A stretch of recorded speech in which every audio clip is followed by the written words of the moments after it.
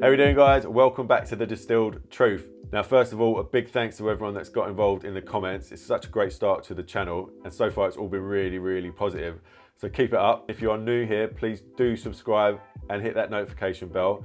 In today's video, I'm going to be giving you the tasting notes from part 2 of the Bonneville Cocktail Survival Handbook. If you haven't seen that video already, get over to Bonneville Cocktails and have a look. I've just finished making those drinks now, so let's go give them a taste. All right, guys, the bee's knees. The 1948 classic from David Embry's Fine Art of Mixing Drinks. Before I even taste it, I'm just really surprised that this drink isn't more popular than it actually is. It's such a beautiful, simple riff on a gin sour. So easy to make, so delicious from what I remember. You don't really see it very often, so let's give it a taste.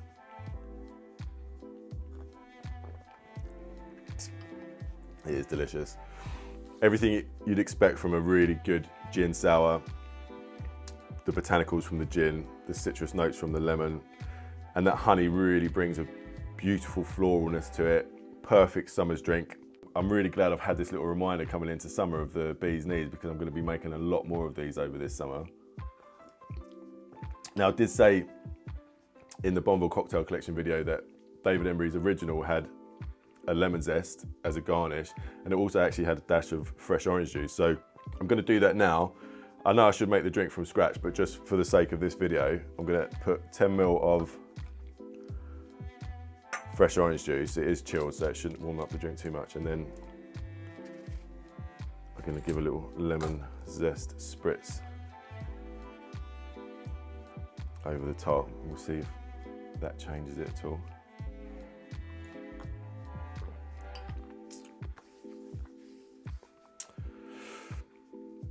You know, it's a really long time since I've tasted that version, and where I always sort of strive for simplicity, I thought maybe it didn't need it, but there are some complementary flavours there. The orange does go really well with the honey, and the lemon zest does, you know, give it a little bit of a zingy lift. I think that's pretty good. I might start making it more often like that, actually. Let's give it another go. Yeah, that's great. One thing I would say, actually, we've just used very simple runny honey to make our honey syrup. You know, you do get some really strong flavoured honeys out there, some like organic stuff, and you play around with those ones, play around with the ratios, see what works. If you want to add a bit more depth with the honey, but give more honey notes and less so much on the gin and the lemon, try some of those really pungent honeys. Play around with the ingredients, play around with the lemon zest and the orange juice, or the really simple version. Give me a shout, let me know what works best for you. All right, guys, the whiskey sour doesn't need much introduction. And you know, this drink thrived during the Prohibition era, and it's not hard to tell why. There's a lot of flavors going on in there, and there's a lot of flavors for a subpar whiskey to hide behind. But that said, it's a very versatile drink. You can really play with the ratios to suit what your taste is, whether you like it a bit more sweet, a bit more sour. And you know, if you've got a good bourbon that you want to showcase, you can tone everything down and let that bourbon come through. Let's have a taste.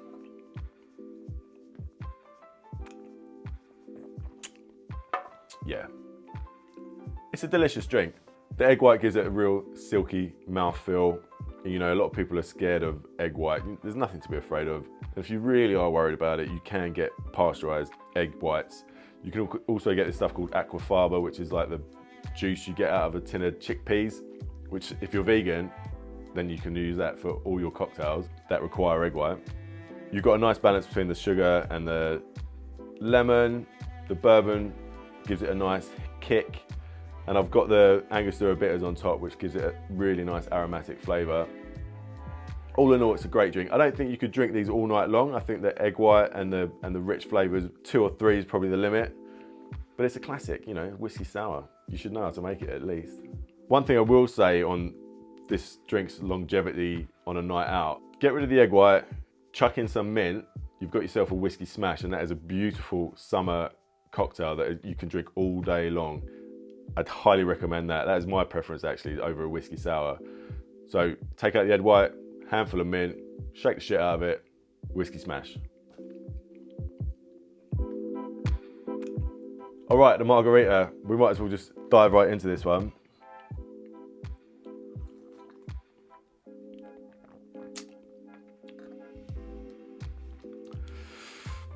Oh, it's a taste of summer, isn't it?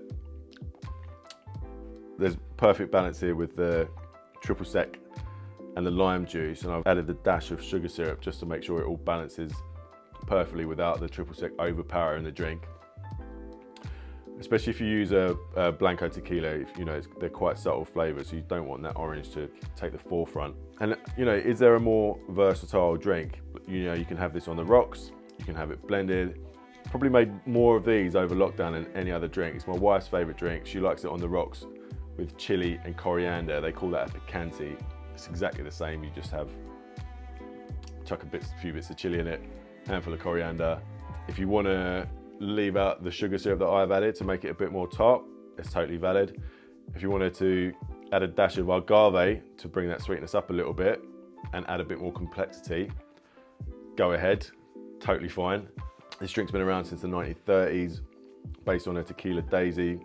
There's about 6 plausible explanations where it originates from. One of them even from London, which I highly doubt, but you never know. Its versatility, its taste, its complexity. I'd say this is a contender for one of the best summer drinks, if not one of the best cocktails of all time. Unfortunately, a lot of people's first interaction with tequila is in shots, and that never ends well. But don't let that put you off the margarita. And the tequila is one of the things that makes this drink so versatile, because you can use a Blanco, a Reposado, a Mezcal, a Joven Mezcal. There's so many ways you can play with this drink. It's one of the most versatile drinks. You should definitely have it in your repertoire, and you should definitely try it.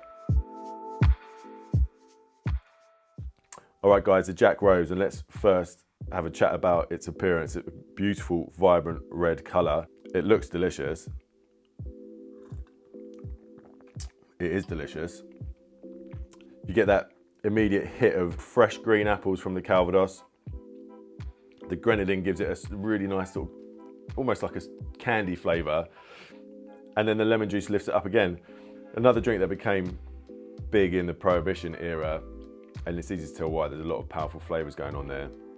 I think it's a great alternative to, you know, the big classic sours, the gin sours and the margaritas and the daiquiris. You know, if you've got a bottle of Applejack or Calvados hiding in the back of the cupboard, give this a go.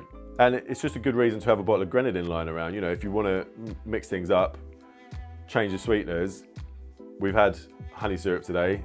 Grenadine is another alternative to a sweetener that you can really play around with. Give it a go.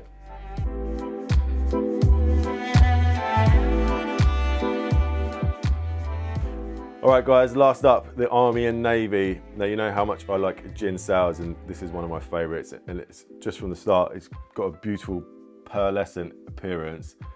And let's see how it tastes.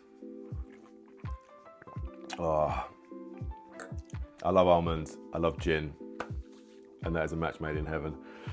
You know, with all the drinks today, we wanted to give you sort of lesser known classic twists on classic cocktails, and this is without a doubt one of my favorites. Simple twist on a gin sour. It's another David Embry drink from his Fine Art of Mixing Drinks, and I have tweaked it a little bit. I've omitted the Angostura bitters. We will try that in a minute, but this is such a classic, simple flavor. You could drink these all day, all night. The almond just gives it a rich, complex nuttiness. The gin is just clean, fresh, punchy, botanical, and the lemon juice just lifts it all up, gives it a lovely citrus note. I'm gonna have to go in for another one.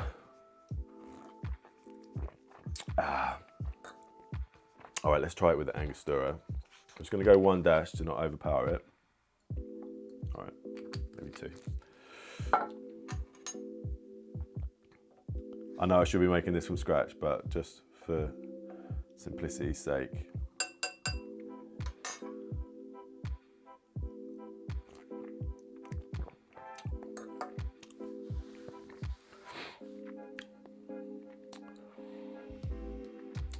That's not a bad drink, but for me, the Angostura just throws off the simple marriage between the gin and the lemon and the orgeat. I talk about adding complexity to drinks, but that's not necessarily always a good thing. And I think this adds an element of complexity that just throws off the simplicity. They're both good.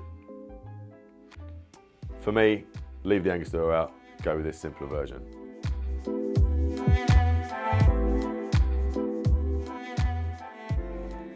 All right guys, so those are the drinks from part 2 of the Bonneville Cocktail Survival Handbook. Please, as always, let me know what you thought in the comments. And whilst we're on that subject, another massive thank you for all the general positivity in the comments so far on this new channel. It really does inspire us to keep going and keep making more content. So once again, thanks for that, and we'll see you very soon.